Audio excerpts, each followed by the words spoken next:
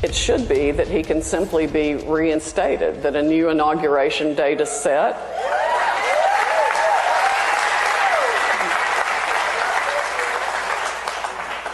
And Biden is told to move out of the White House, and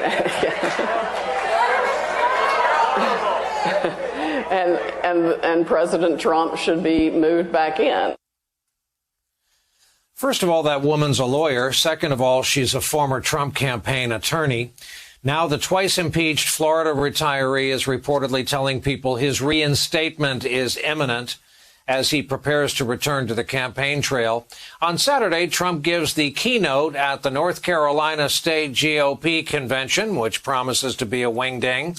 The Big Lie Tour continues in Florida, Georgia, Ohio, Alabama. For more, we welcome back tonight Juanita Tolliver, veteran political strategist to Progressive Candidates and Causes, and Bill Kristol, author, writer, thinker, Politico, veteran of the Reagan-Bush administrations, editor-at-large at The Bulwark.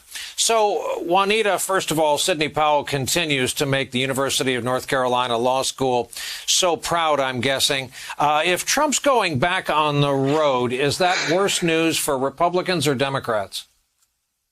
I feel like it's absolutely worse news for Republicans, because what they've benefited from is him being out of the spotlight, as we know, a reasonably questionable blogger at this stage, and also potentially facing indictment. So him being out on the trail is absolutely something that they're going to have to respond to and confront, because they're still trying to attract the same base that we know Trump goes out and riles up at every single rally or event that he's ever held.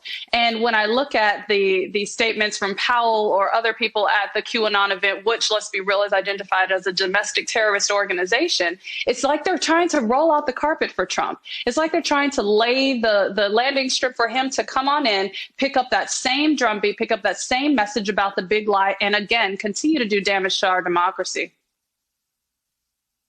Bill Kristol, I had this conversation with Michael Beschloss last night. I tried to grow up a patriotic kid who paid attention. So when our president spoke at major events like Arlington on Memorial Day, I tried as best I could to pay attention.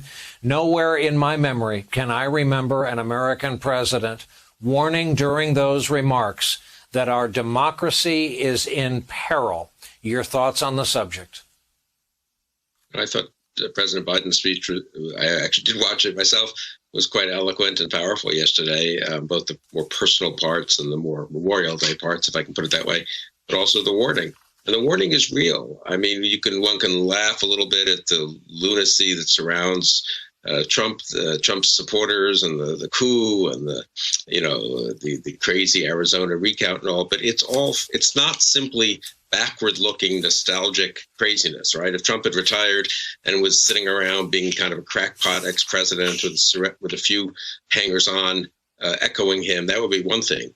He is the leader of the Republican Party. He'll be speaking, I think, at the North Carolina Republican Convention, he said, this weekend. He's the Republican. Liz Cheney was deposed in the House from number 3 as the number 3 House Republican because she thought we should look into January 6th, which Trump and his supporters didn't want to. So it's the election lie is being propagated. Republicans are rolling back voting rights in Texas and Arizona, in Georgia, major states. So this is it's a live problem. It's a forward-looking problem.